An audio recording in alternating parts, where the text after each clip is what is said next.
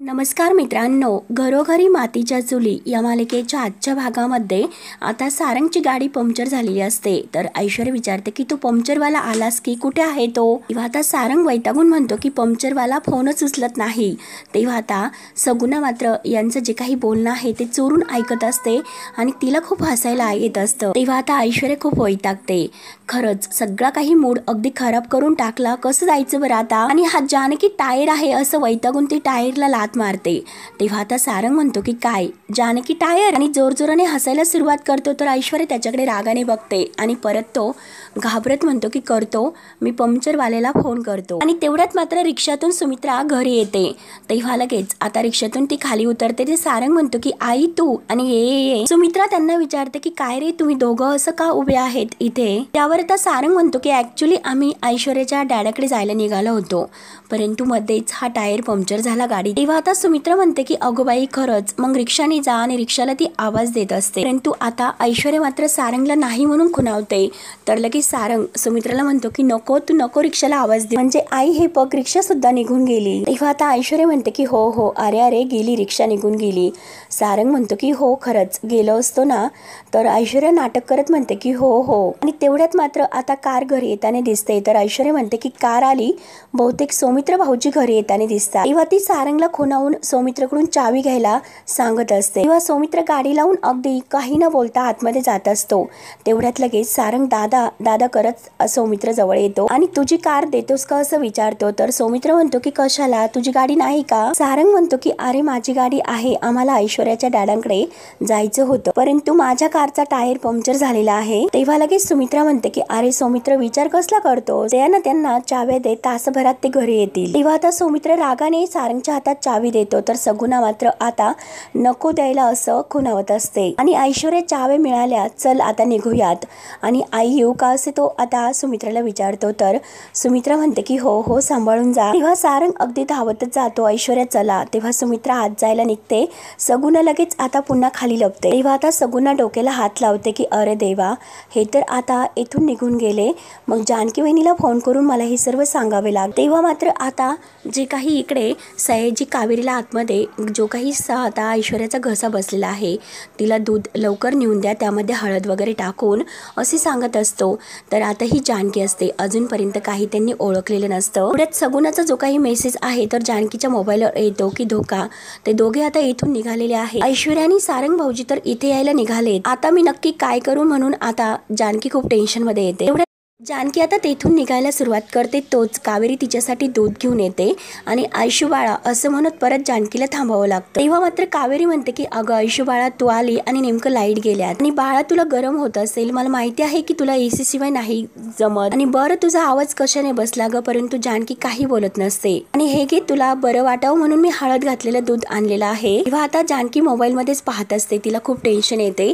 तेवढ्यात कावेरीचं लक्ष जातं. कावेरी म्हणते की जानकी तू, आणि तेवढ्यात कावेरीच्या हातातील तो दुधाचा ग्लास खाली पडतो. तेव्हा आता जानकी म्हणते की काकू प्लीज, सयाजी काकांना काही सांगू नका.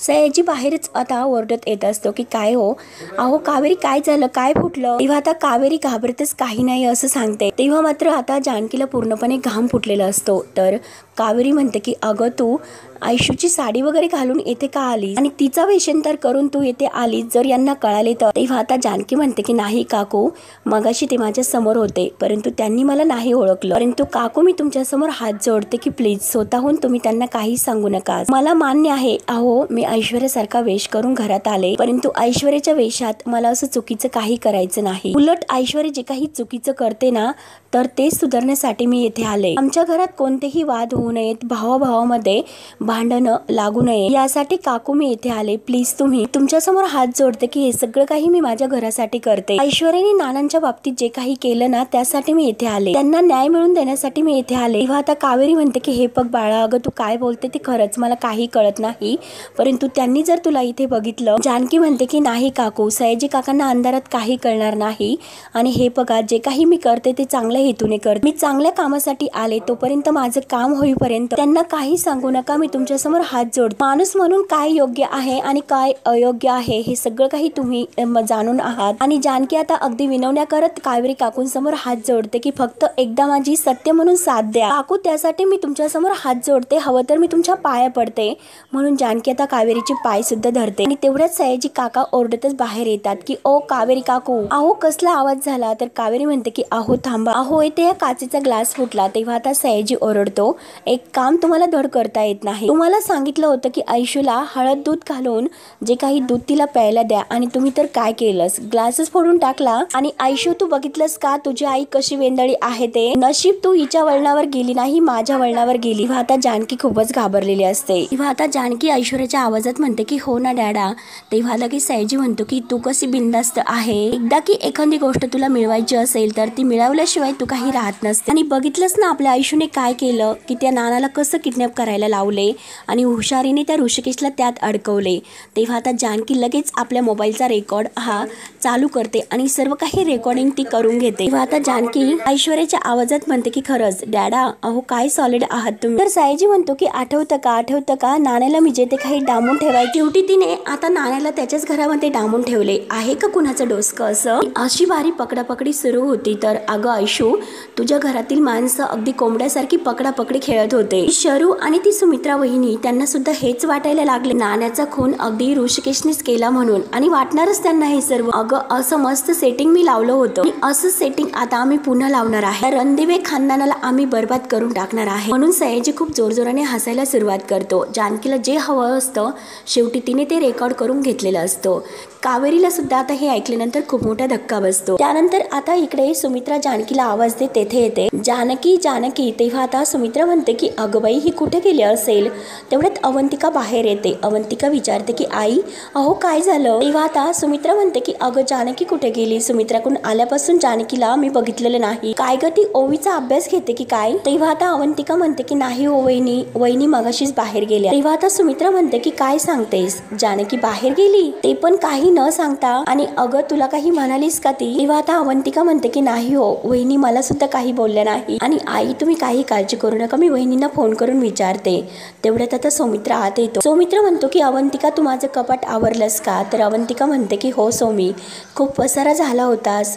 तर सौमित्र विचारतो की का आवरलंस आणि यापुढे मात्र तू माझ्या कपाटाला हात जाऊ नकोस असे तो आता म्हणतो. तेव्हा अवंतिका विचारते की सौमी काय झालं, तू इतका का चिडतोस. अरे तुला काय असं सापडत नाही, मी तुला शोधून देते. तेव्हा सौमित्र सुद्धा तेथेच असते. ती सुद्धा विचारते की सौमित्र अरे काही हरवलंस का. तेव्हा आता सौमित्र म्हणतो की सॉरी जरा मी वेगळ्या टेन्शन मध्ये होतो त्यामुळे माझी थोडीशी चिडचिड झाली. आई मला थोडीशी कॉफी प्यायला देतेस का. तेव्हा सुमित्रा म्हणते की हो हो आणते. तेव्हा अवंतिका म्हणते की थांबा आई मी घेऊन येते कॉफी, तुम्ही सौमित्र जवळ बसा. तेव्हा अवंतिका धावतच किचन मध्ये जाते. तर सुमित्रा विचारते की सौमित्र अरे काय झालं, काय चिडचिड करतोस, काही असं घडले का. तेव्हा आता सौमित्र म्हणतो की घडणार होते परंतु नाही घडलं. आज एक मोठं काम होणार होतं परंतु ते काम नाही झाले म्हणून माझी चिडचिड होते. तेवढ्यात आता ऋषिकेश आतमध्ये येतो. ऋषिकेश म्हणतो की काय काम होतं आणि कोणतं काम झाले नाही ते सुद्धा सांगून टाक आता. कारण आता ऋषिकेशने पुन्हा एकदा सौमित्राच्या विषयी गैरसमज करून घेतलेला असतो. ऋषिकेश म्हणतो की अरे ते तरी कशाला लपवतोयस. तेव्हा आता सौमित्र म्हणतो की दादा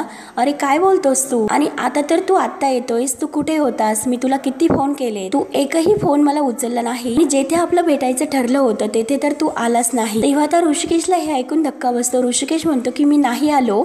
बरं मी नाही आलो परंतु अरे सौमित्र माझ्या समोर जे काही आलं ना ते ऐकून माझ्या पायाखालची जमीन सरकली. तेव्हा सुमित्रा विचारते की ऋषिकेश अरे तू इतका वेळ कुठे होतास आणि तुझ्या कपाळाला काय लागलं बरं. तेव्हा आता ऋषिकेश म्हणतो की हो सांगतोय पण आई अगं आज जरा मला येण्यासाठी उशीरच झालेला आहे परंतु आपला सौमित्र जे काही करतो ना शेवटी त्याला जे हवं असतं तेच मी करत होतो म्हणून माझा आज खूप असा वेळ वाया गेला. तेव्हा आता सौमित्र विचारतो की काय रे दादा मला काय हवं होतं. तेव्हा आता ऋषिकेश जे काही प्रॉपर्टीचे पेपर्स आहे ती सगळी प्रॉपर्टी आता ऋषिकेशने सौमित्राच्या नावावर केलेली असते आणि ते प्रॉपर्टीचे पेपर्स तो आता सौमित्राला द्यायला बॅग मधून काढतो आणि ते पेपर्स आता ऋषिकेश समोर धरून म्हणतो की तुला हेच हवं होतं ना, याचीच तयारी मी करत होतो. तेव्हा आता सौमित्र म्हणतो की काय रे दादा हे काय आहे, कसले पेपर्स आहेत. प्रॉपर्टीचे पेपर्स ना आहेत ना हे, परंतु यात काय लिहिलं असं. तेव्हा आता ऋषिकेश म्हणतो की अरे जे तुला हवं आहे तेच मी यात लिहिलंय, अरे तू यासाठी सगळं काही आटापिटा केला होता ना.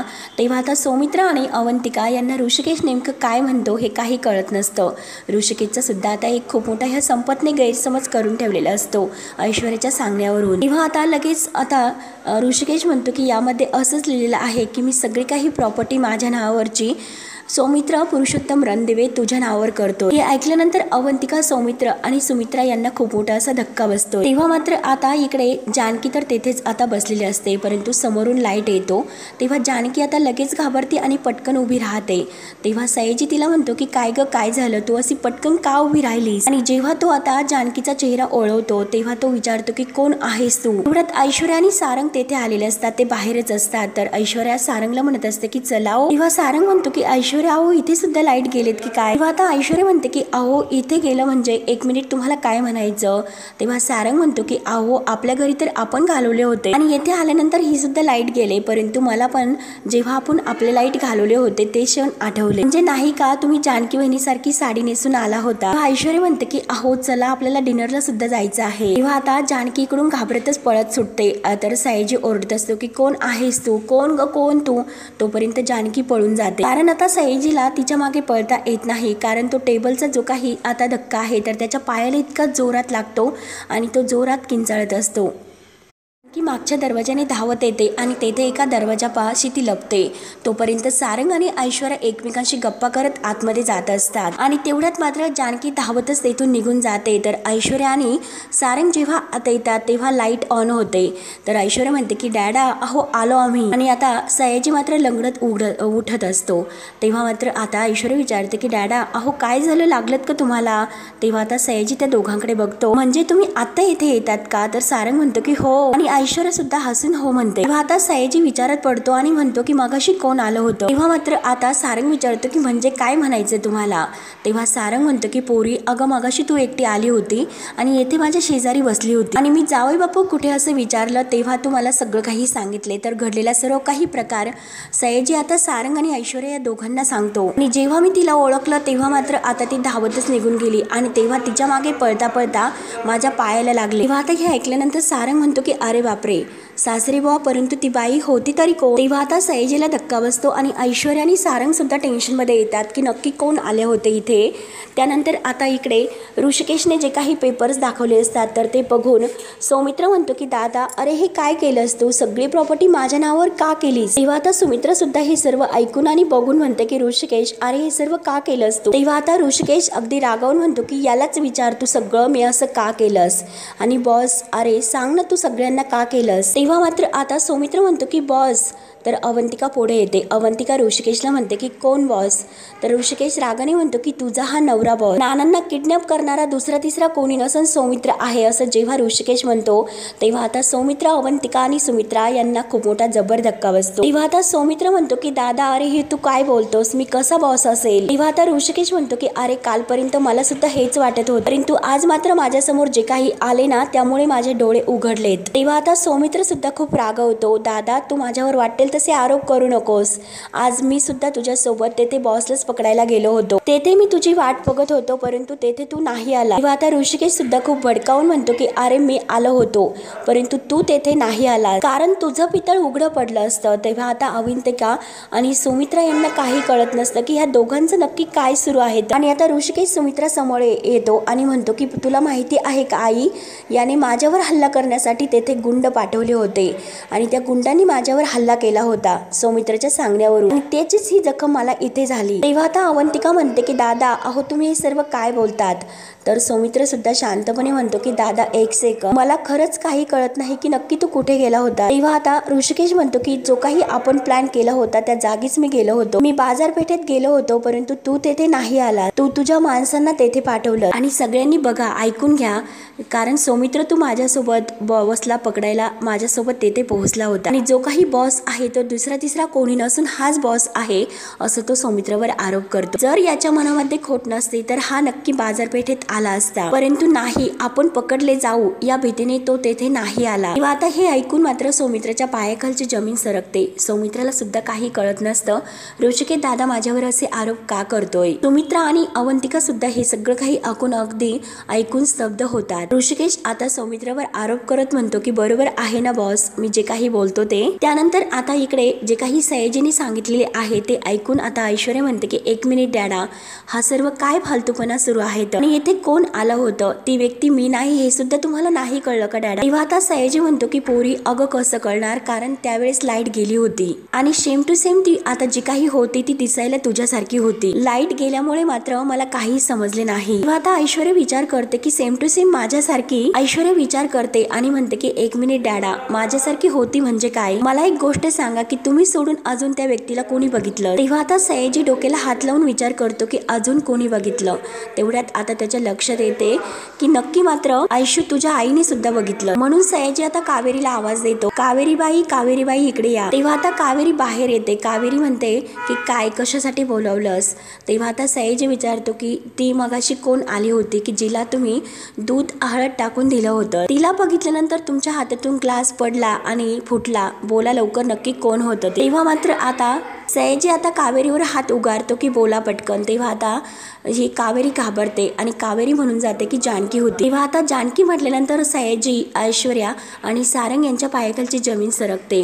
तेव्हा कावेरी काकू म्हणतात की हो, जानकी येथे आली होती. तेव्हा आता ऐश्वर्या म्हणते की मॉम, तुला हे सर्व अगोदरपासून माहिती होतं, मग तू डॅडांना हे सर्व का सांगितलं नाही? तेव्हा आता ऐश्वर्या खूपच भडकते. ऐश्वर्या म्हणते की आता ह्या आईचं काय करू? आणि काय ग, तू माझीच आई आहे ना, हिला पहिलं माझ्या नजरेसमोर कुठेतरी घेऊन जा, नाहीतर हिचं मी काहीतरी करेल.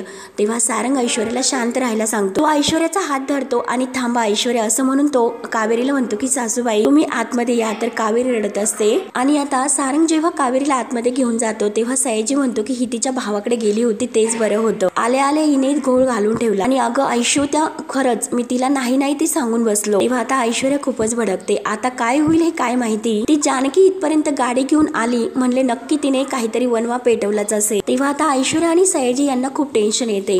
त्यानंतर आता इकडे सौमित्र ऋषिकेशला म्हणतो की दादा, अरे तू हे काय बोलतोस? मी बाजारपेठेला आलो नाही म्हणून तू रात्री मला जानकी वहिनीजवळ एक चिठ्ठी पाठवली होती. तेव्हा आता ऋषिकेश म्हणतो की जानकी घरात नाही, तू तिच्या नावाने खोटं बोलू नको. तेव्हा आता सौमित्र सुद्धा खूप पेटलेला असतो. सौमित्र म्हणतो की अरे मी कशाला खोटं बोलू दादा?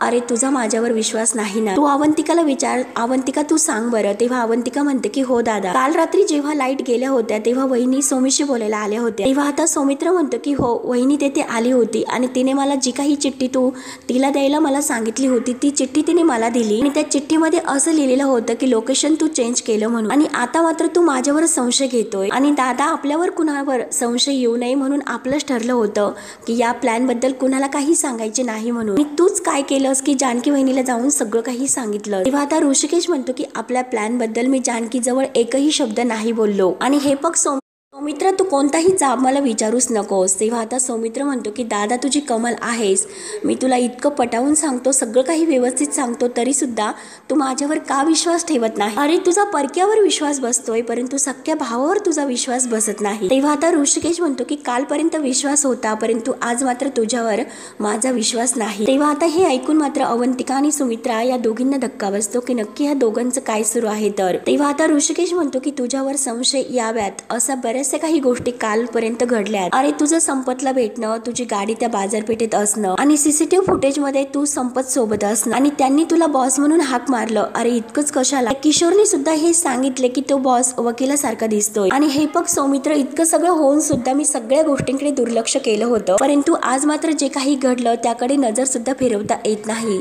तेव्हा आता सुमित्रा म्हणते की ऋषिकेश, हे बघ तू जे काही म्हणतो त्यावरून तुझा नक्की काहीतरी गैरसमज होत असेल. तेव्हा आता ऋषिकेश म्हणतो की नाही आई, माझा कोणताही गैरसमज नाही होत, सौमित्रच बॉस आहे आणि त्यानेच हे सर्व केलं. तेव्हा आता अवंतिकाचे डोळे भरून येतात. अवंतिका म्हणते की थांबा तुम्ही दादा, तुमच्याकडे कोणताही पुरावा आहे का असा? तेव्हा आता ऋषिकेश म्हणतो की पुरावा आहे ना, मी सांगतो सगळं काही, कारण आज त्या संपतने सगळं काही कबूल केलं, सौमित्रच त्याचा बॉस आहे म्हणून. तेव्हा आता अवंतिका म्हणते की अहो दादा, तो वाटेल ते बोलेल, तो बोलला म्हणून तुम्ही सगळं काही ऐकलं, त्यावर विश्वास ठेवला. सौमित्रचे डोळे सुद्धा लाल होतात. दादा अहो, एकदा तरी विचार करायला हवा होता की तुम्ही कोणावर संशय घेतात म्हणून. ज्या माणसाने नानांना डांबवून ठेवलं होतं त्याच माणसावर तुम्ही कसं काही विश्वास ठेवू शकता आणि तो माणूस खरं बोलताय हे कशावरून, तुम्ही कशावरून त्याच्यावर विश्वास ठेवता? तेव्हा आता ऋषिकेश म्हणतो की हो, तो माणूस तर खोटं बोलत असेल, परंतु त्याच्या फोनमध्ये जो काही बॉस नावाने नंबर सेव्ह केला गेला होता, तर आता सौमित्रकडे बोट दाखवत म्हणतो की या बॉसचा होता, तुझ्या नवऱ्याचा. आणि ऋषिकेश अगदी रागाने बोट वर करून आता सौमित्रकडे बोट रोखतो. तेव्हा आता सौमित्र हा ऋषिकेशकडे बघत असतो. यांचा आता खूप मोठा एक गैरसमज झालेला असतो आणि मित्रांनो हा भाग येथे संपतो. सौमित्र म्हणतो की दादा हे बघ, तर आता ऋषिकेश त्याच्यावर हात उगारतो. जर तू यापुढे मला दादा म्हणालास तर मी तुझं मुस्काट फोडेल. सुमित्रा म्हणते की अरे काय हे काय चाललं तुमच्या दोघांचं? तेव्हा मात्र आता ऋषिकेश सौमित्राची गचंडी धरतो आणि बेशरम कुठला, प्रॉपर्टीच्या साठी तू नानांना किडनॅप केलं म्हणून ऋषिकेश त्याला मारण्यासाठी हात वर उचलतो. तेवढ्यात जानकी तेथे येते. जानकी जोरात ओरडून म्हणते की थांबा. तेव्हा आता जानकी म्हणते की हे बघा, आज मी तुम्हाला जे काही ऐकवणार आहे ती रेकॉर्डिंग ती ऐकवणार असते, त्यामुळे तुमच्यामध्ये जे काही संशय झालेत एकमेकाबद्दल, गैरसमज झाले, तर ते सगळे काही संशयाचे धुके दूर होतील. त्यानंतर तुम्हाला सगळं काही स्पष्ट दिसू लागेल आणि नानांच्या किडनॅपर मागे खरा बॉस कोण आहे हे सुद्धा तुम्हाला समजेल. तेव्हा आता जानकीने जे काही रेकॉर्डिंग आहे तर ती सर्व आता ऋषिकेश आणि सौमित्र यांना ती दाखवणार असते. तेव्हा मित्रांनो आता पुढे काय काय होईल हे बघण्यासाठी आपल्या चॅनलला नक्की सबस्क्राईब करत राहा. धन्यवाद.